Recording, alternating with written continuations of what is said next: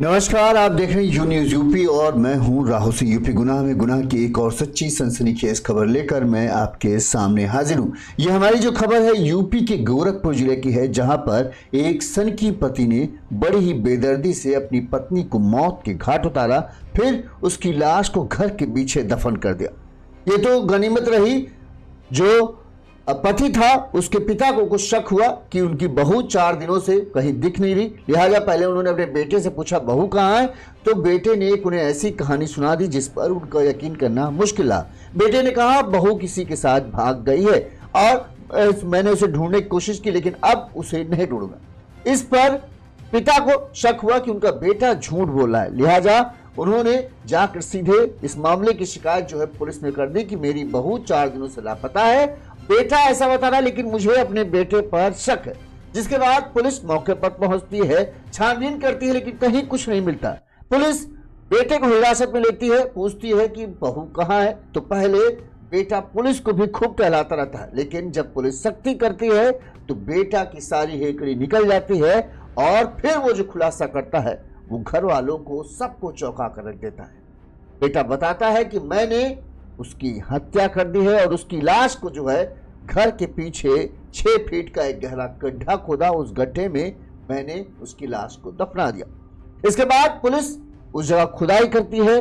काफी देर खुदाई करने के बाद आखिरकार पुलिस को जो युवक था उसकी पत्नी की लाश मिल जाती है। लाश देखकर जहां घर वालों के होश उड़ जाते हैं, वहीं जो युवती थी, जो पत्नी थी, उसके भाई बहनों का रो रो कर बुरा हाल। इस हत्याकांड का खुलासा पुलिस ने कैसे किया, कैसे पिता को अपने बेटे पर शक हुआ और बेटा क्यों, उसने महज 2 साल हुए थे शादी को, कोई ना बच्चा था ना कोई और था, तो फिर आखिर ऐसा क्या पति पत्नी के बीच में हुआ कि पति ने अपनी पत्नी को इतनी बेदर्दी से मौत के घाट उतार दिया। ये सब हम आपको अपनी इस खबर में बताएंगे सिलसिलेवार तरीके से। उससे पहले एक छोटी सी अपील, अगर आपको हमारी खबरें अच्छी लगती हैं और जैसे कि हमारे दर्शकों ने हमें आर्थिक तौर पर मदद भेजते रहते हैं ताकि हम और अच्छा कर सके और ज़्यादा बेहतर तरीके से आप तक खबरें पहुंचाएं, तो इसके लिए हमें पैसे की ज़रूरत होगी, क्योंकि यूट्यूब उतना ज़्यादा कोई पैसा देता नहीं। लिहाजा अगर आप करना चाहते हैं सपोर्ट, आपको हमारी खबरें ठीक लगती हैं और लगता है कि हम सही ठीक तरीके से काम कर रहे हैं, तो हमारा फोन पे नंबर स्क्रीन पर फ्लैश हो रहा है। इस नंबर पर आप अपने सामर्थ्य अनुसार, अपनी क्षमता अनुसार हमें आर्थिक तौर पर मदद भेज सकते हैं, जैसे हमारे इन मित्रों ने हमें मदद की है। इन सभी के हम आभारी हैं। साथ में आप अपना मैसेज भी भेज सकते हैं जिसको हम यहाँ पढ़कर सुनाएंगे। चलिए, अब अपील हो गई, अब आते हैं हम इस चौंका देने वाली खबर के ऊपर कि गोरखपुर में कैसे एक पति ने पत्नी की हत्या कर उसकी लाश को घर के पीछे दफन कर दिया और 4 दिनों तक किसी को उस बात की भनक तक नहीं लगी। इस हत्याकांड का उजागर करके खुलासा न होता अगर लड़के के पिता ने ही शक उस पर न जताया होता। ये पूरी घटना जो है गोरखपुर जिले के बेलाघाट थाना क्षेत्र की है। बेलाघाट थाना क्षेत्र के बैली कुंड का रहने वाले जो है श्याम राय, उनका बेटा है अर्जुन। अर्जुन जो है लुधियाना में काम करता है, प्राइवेट नौकरी करता है। बताते हैं कि अर्जुन की शादी जो है 2 साल पहले गोला थाना क्षेत्र की खुशबू से हुई थी। खुशबू के माता पिता दोनों का निधन हो चुका है। मायके में उसका 10 साल का भाई और एक 8 साल की बहन है, जिनकी जिम्मेदारी भी जो है खुशबू ही उठाती थी। भले ही खुशबू ससुराल में रहती थी, लेकिन अपने दोनों भाई बहनों का खूब ख्याल रखती थी और जो कुछ कर सकती थी वो करती थी, क्योंकि वो ही एक अपनी दोनों भाई बहनों का मात्र सहारा थी। शादी के 2 साल हुए थे अर्जुन के साथ, लेकिन बताते हैं शादी के बाद से ही अर्जुन का जो है अपनी पत्नी पर कहें कुछ ठीक ठाक उनके बीच में रिश्ता रहा नहीं। अक्सर उनके बीच में झगड़ा होता था और उसकी वजह थी अर्जुन का शक करना। दरअसल अर्जुन को शक था कि जो उसकी पत्नी है वो किसी से उसका प्रेम प्रसंग चल रहा है और वो उससे चोरी छुपे जो है अपने प्रेमी से बातचीत करती है। यही जो शक था उसकी वजह से ही अक्सर पति पत्नी के बीच में विवाद होता रहता था, लेकिन ज्यादा झगड़ा करने का मौका इस वजह से नहीं मिलता था क्योंकि लुधियाना में काम करता था, कुछ दिन घर आता था और वो फिर चला जाता था।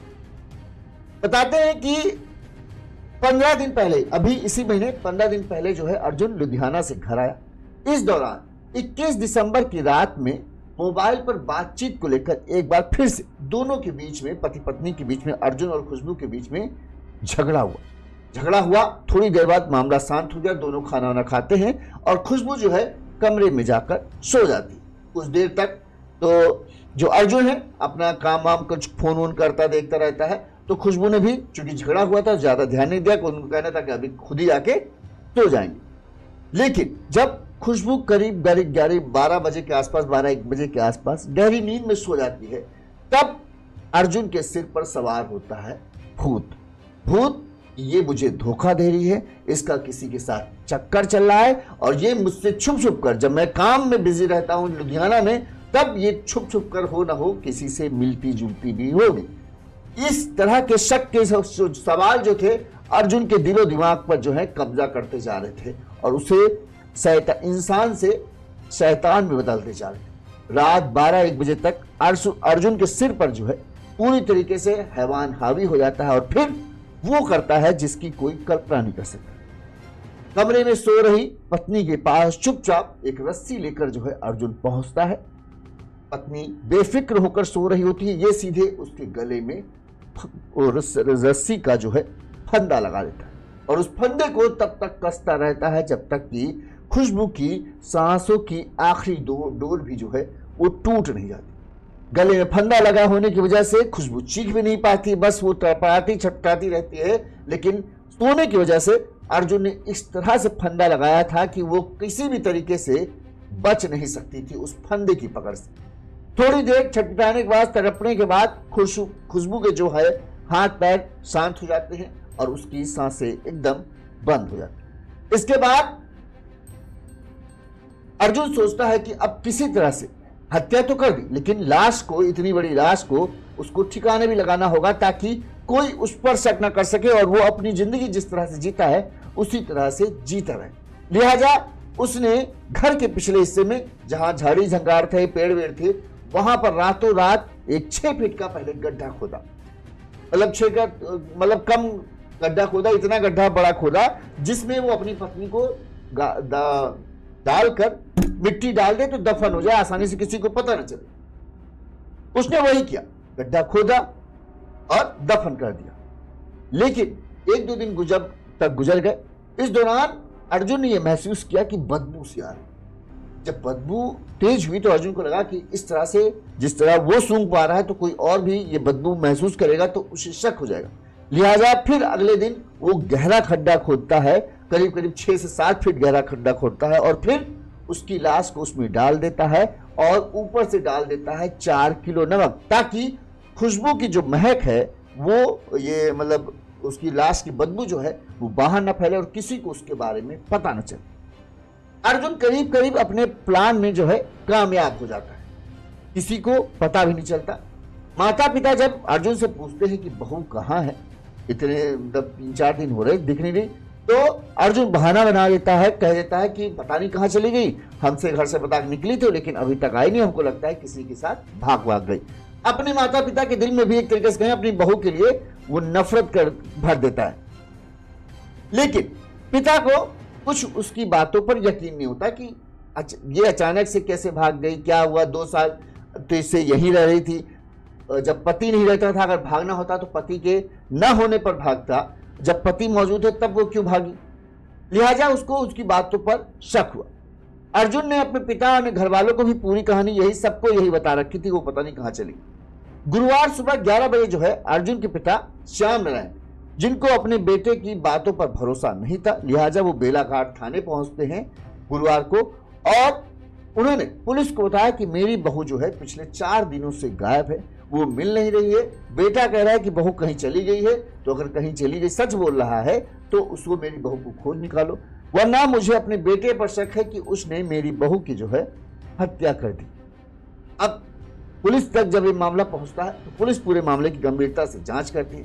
पुलिस ने अर्जुन को सीधे हिरासत में लिया क्योंकि उस पर ही आरोप था। उससे पुलिस पूछताछ करती है तो पहले अर्जुन ने पुलिस को गुमराह करने के लिए ऐसी कहानी गढ़ी कि पुलिस वाले भी चक्कर खाते रहे। अर्जुन ने पुलिस को बताया कि दरअसल मैंने अपने परिवार को झूठ बोला कि वो कहीं चली गई, असल में ये था कि मेरी पत्नी ने खुदकुशी कर फंदा लगाकर उसने अपनी जान दे दी थी। मैंने चुपचाप बिना किसी को बताए, चूंकि बदनामी होती लिहाजा मैंने उसकी लाश को जो है नदी में जाकर बहा दिया। पुलिस ने कहा चलो वहां ले चलो जहां पे तुमने बहाया, दिखाओ चलो कहां बहाया था। और अर्जुन उन्हें नदी के पास लेकर जाता है। पुलिस ने पूछा नदी में कहां पर तुमने खुशबू का लाश फेंकी, वो जगह बताओ। करीब 2 से 3 घंटे तक अर्जुन जो है पुलिस वालों को वहीं टहलाता रहा। इस पर जब लाश पुलिस को कहीं नहीं दिखी, ना ही कुछ सुराग ऐसा मिला, तब पुलिस वालों को लगा कि ये मामला कुछ गड़बड़ है। इसके बाद पुलिस ने जो है कड़ाई से पूछताछ की। तब मतलब जब उसे एक तो ये बहका रहा था, कड़ाई से पूछताछ की, तब भी यही कहानी सुना कि नहीं हमने नदी में फेंका। तो उससे ये पूछा कि तुम ये बताओ, तुम अकेले जो है खुशबू की लाश को घर से यहां तक लाए कैसे? अकेले तुम इतनी भारी भरकम औरत को उठाकर यहां तक उसकी डेड बॉडी को ला सकते हो? तमाम तरह के जब सवाल उठने लगे तब फिर अर्जुन को लगा कि अब वो फंस चुका है, लिहाजा उसने अपना सच जो है कबूल कर लिया। उसने कहा हाँ मैंने अपनी पत्नी की हत्या की है और फिर उसकी लाश को जो है घर के पीछे गड्ढा खोदकर उसमें दफना। पुलिस ने पूछा आखिर तुमने पहले जो लाश मौके पर, फिर सब पुलिस वाले वापस आते हैं, घर के पीछे गड्ढा खोदा जाता है और वहां से खुशबू की लाश बरामद हो जाती है। इसके बाद पुलिस जो है उससे पूछती है कि आखिर तुमने अपनी पत्नी को मारा तो मारा क्यों, वजह क्या थी? तो उसने बताया कि मैं 17 नवंबर को लुधियाना से घर आया था। इस दौरान मैंने कई बार इस बात पर गौर किया कि खुशबू के पास एक मोबाइल है जो मुझसे वो छुपा कर रखती थी। चोरी छुपे जब मैं नहीं होता था या मैं दाएं बाएं हूं तभी वो उस मोबाइल को इस्तेमाल करती थी, जबकि मैंने उसे कोई मोबाइल नहीं दे रखा था। जब मुझे मोबाइल के बारे में पता चला, मैंने देखा कि छुप छुप कर बात करती है किसी से, तो मुझे उस पर शक हुआ। इस बात को लेकर मेरा पहले भी झगड़ा होता था, क्योंकि पहले मुझे वो था बस शक था कि हाँ इसके पास है कि नहीं है, पता नहीं किससे बात करती है, मुझे लगता था। लेकिन जब मैंने इसके पास मोबाइल देखा और मैंने उससे ये मोबाइल कहा कि मोबाइल मुझे दिखाओ, तो ये मोबाइल मुझे दिखाया नहीं और इस बात को लेकर हमारे बीच खूब झगड़ा हुआ। मुझे इस बात का यकीन हो गया क्योंकि एक तो उसको फोन पर उसका बातचीत करना, छुपा के मोबाइल को रखना और मुझे मोबाइल ना दिखाना जो है, इससे मुझे उस पर शक हुआ। और फिर 21 तारीख को हमारा रात में इस बात को लेकर बहुत ज्यादा झगड़ा हुआ, जब मैं इस चीज पे अड़ गया कि मुझे अगर सब कुछ ठीक है, तुम्हारा किसी से कोई चक्कर नहीं, तो तुम अपना मोबाइल मुझे क्यों नहीं दिखा रही? लेकिन वो मुझे मोबाइल दिखाने के लिए तैयार नहीं थी। जिसके बाद झगड़ा हुआ। झगड़ा होने के बाद थोड़ी देर बाद सब शांत हुआ, वो घर खाना ना खाकर सो गई, लेकिन मुझे रात भर नींद नहीं आई। मेरे अंदर जो है तमाम तरह के ख्यालात उठते रहे कि आखिर उस मोबाइल में है क्या, इसका प्रेमी कौन है, कौन इससे बात करता है, क्या ये मुझे धोखा दे रही, इस तरह तमाम तरह के सवाल जो हैं मुझे घेरते चले गए। और फिर मेरे दिल में जो है उसके लिए इतनी नफरत बढ़ती चली गई कि ये मुझे धोखा दे रही और इसको मैं अब अपने साथ नहीं रखूंगा। यहां तक किया आया कि ये मुझे धोखा दे रही, इसको सबक सिखाना होगा। लिहाजा जब वो सो रही थी तो मैंने उसकी गला घोटकर रस्सी से उसकी हत्या की और फिर जो है घर के बाहर पिछवाड़े में गड्ढा खोदकर उसकी लाश को दफन कर दिया। पुलिस ने खुशबू की लाश को कब्जे में लेकर पोस्टमार्टम के लिए भेज दिया। पुलिस के मुताबिक जो है अर्जुन ने अवैध संबंधों के शक में जो है अपनी पत्नी खुशबू की हत्या की। करीब 2 साल पहले उसकी शादी हुई थी, अभी कोई बच्चा नहीं है। महिला के माँ बाप का निधन हो चुका है। बहन की हत्या की सूचना पर जो भाई और बहन जो है वो ससुराल आए थे। यहाँ पर उन्होंने अपनी बहन की हत्या की शिकायत जो है थाने में दर्ज कराई। उन दोनों भाई बहनों का रो रो कर बुरा हाल है। 10 साल का भाई है, छोटी बहन है और उनको यही है कि हमारा अब तो कोई नहीं रहा, क्योंकि खुशबू ही उन दोनों की जिम्मेदारी उठाती थी। इस मामले में पुलिस ने क्या कहा पहले वो भी हम आपको सुना देते हैं। रगड़ थाना बेलघाट का है। आज दोपहर करीब 1 बजे स्थानीय थाना को सूचना प्राप्त हुआ कि एक व्यक्ति अपनी पत्नी की हत्या कर दिया। सूचना पर स्थानीय पुलिस तत्काल मौके पर पहुंची। मृतका के पति आरोपी अर्जुन पुत्र श्याम नारायण को पुलिस हिरासत में लिया गया है। इन्हीं की निशानदेही पे शव बरामद किया गया। नियमानुसार शव का पंचायत नंबर भर पोस्टमार्टम के लिए भेजा गया है। प्राप्त तहरीर के आधार पर अभियोग पंजीकृत किया जा रहा है। अन्य वैधानिक कार्य प्रचलित है। पुलिस ने कहा इस मामले में पुलिस को यह भी पता चला कि हत्या के साक्ष्य छिपाने के लिए उसने शव के बाहर पीछे गड्ढा खोदकर लाश को दबा दिया, मतलब लाश ठिकाने लगा ली।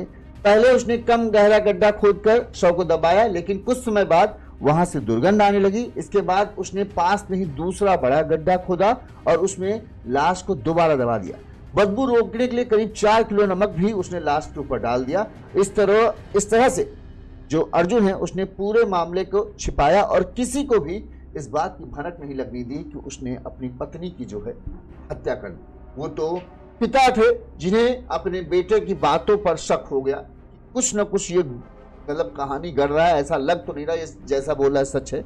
और उन्होंने, अगर वो पुलिस के पास ना जाते कि 4 दिन से हमारी बहू लापता है, कहीं उसका पता नहीं चल रहा है, बेटा तो ये कह रहा है कि वो कहीं चली गई है, लेकिन ऐसा उसके चेहरे से हमें नहीं लग रहा है कि वो जो बोल रहा है वो सच है। हमको लग रहा है कहीं उसने ही कुछ तो बहू के साथ नहीं किया। इसके बाद जो है पुलिस जब जांच करती है तो बेटे का सच सामने आ जाता है। अब यहां समझ में ये नहीं आता है कि जैसा अर्जुन कह रहा है कि हमको ये शक था कि मेरी पत्नी जो है मोबाइल पर किसी से बातचीत, शादी के महज 2 ही साल हुए थे, ऐसा कोई ज़्यादा नहीं, बहुत साल हो गए, शादी के 2 साल हुए थे, शुरुआत से ही झगड़ा होता था और झगड़े की वजह हर बार मोबाइल होता था।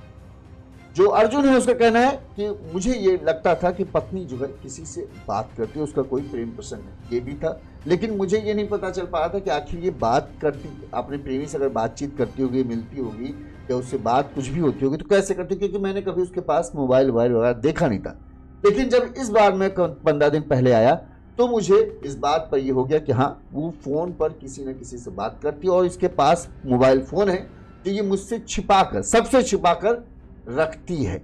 ये बात उसने अर्जुन को कहा और जब अर्जुन को ये कंफर्म हो गया कि हाँ इसके पास मोबाइल है तो अर्जुन चाहता था कि जो खुशबू है वो उसे अपना मोबाइल दिखाए, लेकिन खुशबू जो है मोबाइल दिखाने के लिए तैयार नहीं थी। वो इसी बात पर अड़ी थी कि तुम्हें भ्रम है, हमारे पास कोई मोबाइल नहीं है और तुम बस उल्टा सीधा सोचते हो, शादी के बाद से इस तरह का मामला था और हम सच बोल रहे हैं, इस तरह नहीं। और यही बात जो है अर्जुन को, जो आप देख रहे हो सफ़ेद शर्ट पहने हैं, यही वो प्यारा पति है जिसने अपनी पत्नी को बेदर्दी से महज इस शक में मार दिया कि उसके पास मोबाइल है और उसका किसी के साथ अवैध संबंध चल रहा है।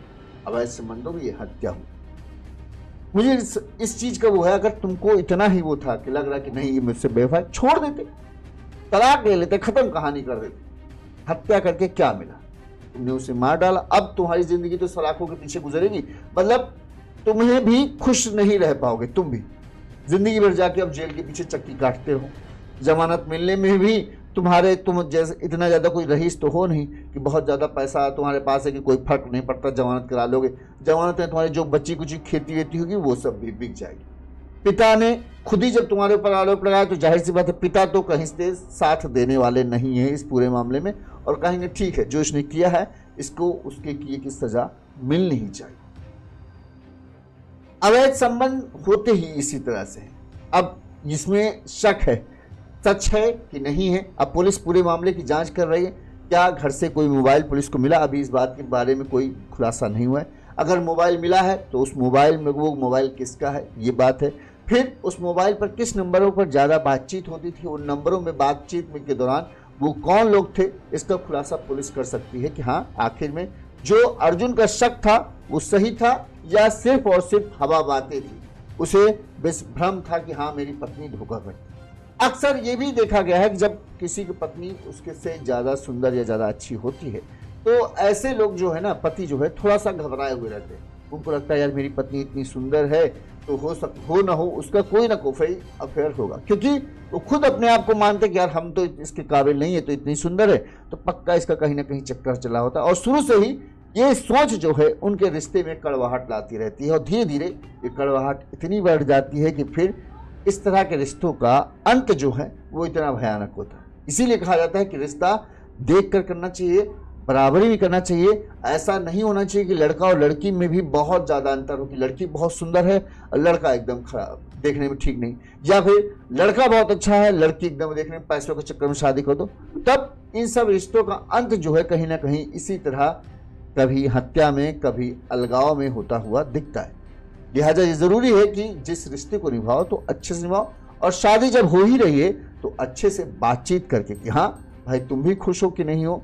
अगर तुमसे तुम्हारे ऊपर कोई दबाव बना कि शादी की जाए तो हमको भाई बताओ, तो हम उस तरह से खुद ही आगे बढ़ें।